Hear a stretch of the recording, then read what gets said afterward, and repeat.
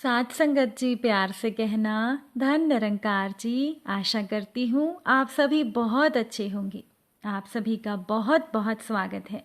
एक नई साखी के साथ फिर से हाजिर हूँ मैं।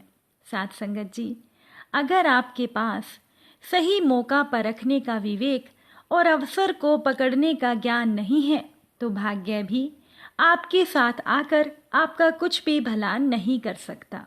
और आज की साखी इसी विषय पर आधारित है। चलिए साखी सुनते हैं।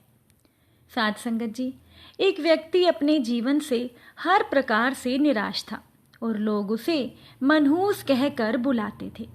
एक ज्ञानी पंडित ने उसे बताया कि तेरा भाग्य फला पर्वत पर सोया हुआ है, तू उसे जाकर जगा ले तो भाग्य तेरे साथ हो जाएगा। साथ संगत जी, बस फिर क्या था, वो चल पड़ा अपना सोया हुआ भाग्य जगाने के लिए।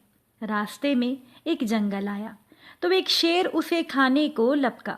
वो बोला, भाई मुझे मत खाओ, मैं अपना सोया हुआ भाग्य जगाने के लिए जा रहा हूँ। शेर ने कहा कि तुम्हारा भाग्य जाग जाए तो मेरी एक समस्या है, उसका समाधान पूछते लाना। साथ संगत जी, शेर ने उस व्यक्ति से कहा कि मेरी समस्या ये है कि मैं कितना भी खाऊं मेरा पेट भरता ही नहीं है। हर समय मेरा पेट भूख की ज्वाला से जलता रहता है। मनहूस ने कहा कि ठीक है। आगे जाने पर एक किसान के घर में उस व्यक्ति ने रात बिताई। अब बातों बातों में उसे पता चला कि वो अपना सोया हुआ भाग्य जगाने के लिए जा रहा है। साथ संगत जी, अब किसान ने उस व्यक्ति से कहा कि भाई मेरा भी एक सवाल है, अपने भाग्य से पूछकर उसका समाधान लेते आना। किसान ने कहा कि मेरे खेत में मैं कितनी भी मेहनत कर लूं लेकिन पैदावार अच्छी होती ही नहीं और मेरी शादी योग्य एक कन्या है, उसका विवाह मैं इन परिस्थितियों में कैसे कर पाऊंगा। अब उस मनहूस व्यक्ति ने कहा कि ठीक है। आगे जाने पर वो एक राजा के घर पर मेहमान बना। साथ संगत जी, रात्रि भोज के बाद राजा को जब ये पता लगा कि वो व्यक्ति अपना भाग्य जगाने के लिए जा रहा है तो राजा ने उस व्यक्ति से कहा कि मेरी परेशानी का हल भी अपने भाग्य से पूछते आना। राजा ने उस व्यक्ति से कहा कि मेरी परेशानी ये है कि मैं कितनी भी समझदारी से राज्य चलाऊं, मेरे राज्य में अराजकता का बोलबाला ही बना रहता है। साथ संगत जी, मनहूस ने राजा से भी कहा कि ठीक है। अब वो मनहूस व्यक्ति पर्वत के पास पहुंच चुका था। वहां पर उसने अपने सोए हुए भाग्य को झिंझोड़ कर जगाया कि उठो, मैं तुम्हें जगाने आया हूं। उस मनहूस व्यक्ति के भाग्य ने एक अंगड़ाई ली और उसके साथ चल दिया। उसका भाग्य बोला कि अब मैं तुम्हारे साथ हर दम रहूंगा। साथ संगत जी, अब वो मनहूस व्यक्ति मनहूस नहीं रह गया था बल्कि भाग्यशाली व्यक्ति बन गया था और अपने भाग्य की बदौलत वो सारे सवालों के जवाब जानता था। अब वापसी यात्रा में वो सबसे पहले उसी राजा का मेहमान बना और राजा की परेशानी का हल बताते हुए बोला कि चूंकि आप एक स्त्री हो और पुरुष वेश में रहकर आप राजकाज संभालती हो, इसीलिए आपके राज्य में अराजकता का बोलबाला है। अगर आप किसी योग्य पुरुष के साथ विवाह कर लो और दोनों मिलकर राज्य संभालोगे तो आपके राज्य में हमेशा के लिए शांति स्थापित हो जाएगी।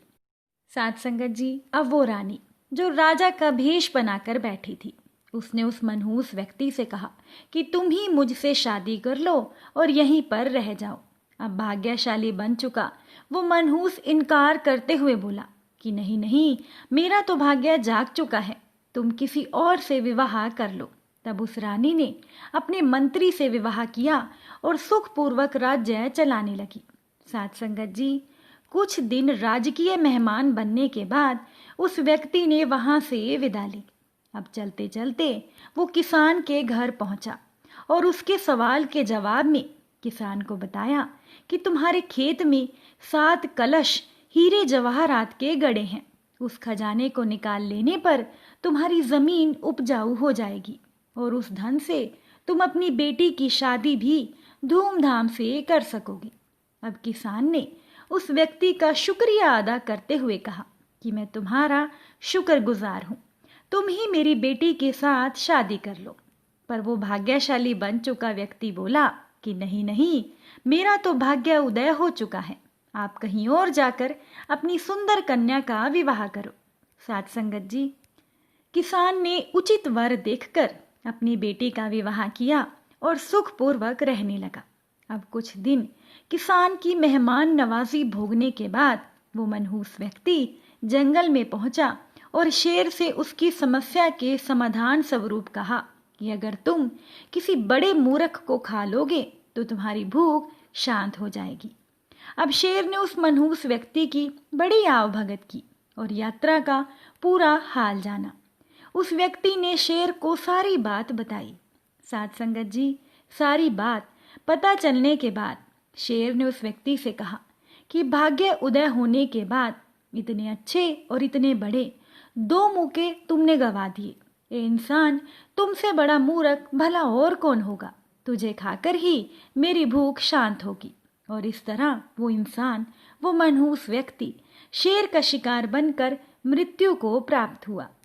साध संगत जी, बिल्कुल सच है कि अगर किसी इंसान के पास सही मौका परखने का विवेक और अवसर को पकड़ने का ज्ञान नहीं है तो भाग्य भी ऐसे इंसान के साथ आकर उसका कुछ भी भला नहीं कर सकता। इसीलिए साध संगत जी, हर एक इंसान को विवेक का इस्तेमाल करते हुए मौके का फायदा उठाना चाहिए। साध संगत जी, महाभारत का भीषण युद्ध चल रहा था। द्रोणाचार्य मर चुके थे और अश्वत्थामा हाहाकार कर उठा। दुर्योधन ने इस अवसर का लाभ उठाते हुए अश्वत्थामा को नारायण अस्त्र चलाने को कहा, जो केवल अश्वत्थामा के पास था। क्रोध में अश्वत्थामा ने वो अस्त्र चला दिया। पांडवों की सारी सेना त्राही त्राही कर उठी। सब और केवल आग ही आग थी और सभी झुलस रहे थे। अर्जुन ने घबराकर भगवान श्री कृष्ण की ओर देखा, लेकिन भगवान श्री कृष्ण भी भौचक्के से उस अस्त्र को देख रहे थे, जैसे उनके पास भी उसका कोई तोड़ ना हो। एकाएक श्री कृष्ण रथ से उतरे और नारायण अस्त्र का रुख करते हुए भूमि पर माथा टेक दिया। साध संगत जी, अर्जुन आश्चर्यचकित रह गया, लेकिन भगवान श्री कृष्ण से प्रश्न करने का साहस किसी के पास भी नहीं था। अब अर्जुन भी रथ से उतर गया। श्री कृष्ण ने ऊंचे स्वर में घोषणा की कि सभी अपने अपने शस्त्र त्याग कर भूमि पर नतमस्तक होकर बैठ जाइए। अब सभी असमंजस में थे, लेकिन कृष्ण को कौन नकार सकता था। साध संगत जी, अब कहीं से कोई प्रतिकार नहीं हो रहा था।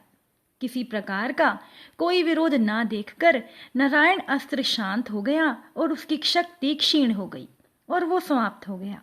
साध संगत जी, भगवान श्री कृष्ण के पास नारायण अस्त्र का कोई तोड़ नहीं था, लेकिन विवेक और बुद्धि का इस्तेमाल करते हुए उन्होंने भूमि पर माथा टेक दिया और इसी तरह से पांडवों की सारी सेना बच पाई। उम्मीद करती हूँ कि ये साखी आपको अच्छी लगी होगी। अगर अच्छी लगी हो तो वीडियो को लाइक कीजिएगा और चैनल को सब्सक्राइब कीजिएगा। साध संगत जी, प्यार से कहना, धन निरंकार जी।